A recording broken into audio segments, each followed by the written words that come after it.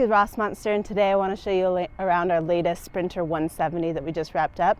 Before we step inside, I'll talk about some of the exterior highlights of this vehicle. So we have a Sprinter 2500 4x4 rip kit on this one. We have upgraded wheels and tires. So we have a Black Rhino wheel with a KO2 tire.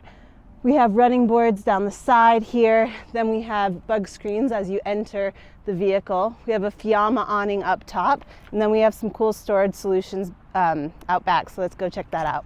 All the way in the rear of the van here, we have an Alvan's Expedition box, so you can store some stinky items back here. You can lock it up if you need to. We also have the Alvan's B2 bike carrier with two one-up bike trays on it. And then lastly, we have the Alvan's ladder tire carrier. Let's step inside. Welcome inside. Before I go into the specific components of the vehicle, I'll talk about the design as well as the layout of this rig.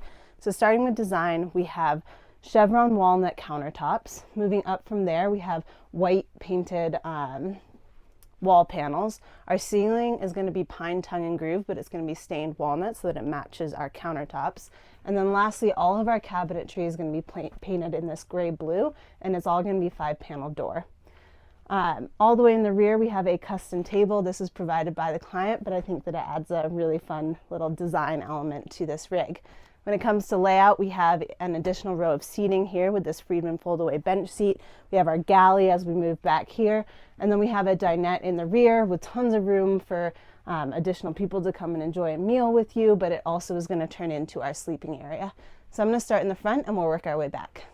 All the way in the front of the vehicle, we have our second row of seating. So this is going to be a Friedman fold-away bench seat. It can flip up like so.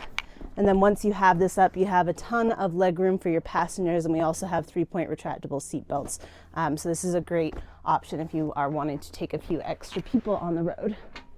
Moving back from there, we have a little bench seat here.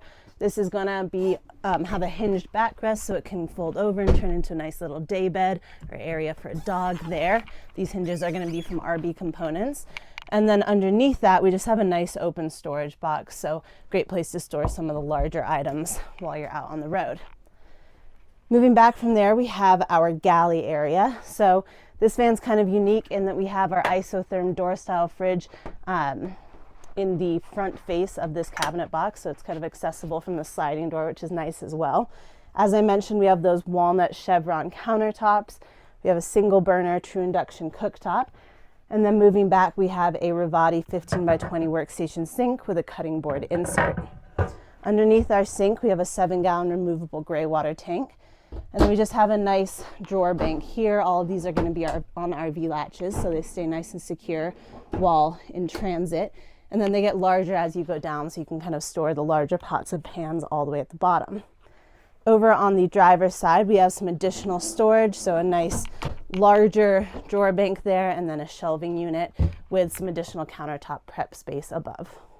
All the way in the rear of the van, we have our dinette. So this is going to be 6 foot 1 inches long, so plenty of room to sleep lengthwise in the vehicle. As I mentioned, we have this custom table. It's going to have dual mounting on the bottom, so it's nice and sturdy when it's in this position. And then down both sides we have uppers. So all of these are going to have gas struts for assisted opening and closing, and also have RV latches to keep everything in place. This dinette is also going to double as our sleeping area. So when we have those backrests in the center, we have a flip over portion, and that turns it into our main sleeping area for this vehicle.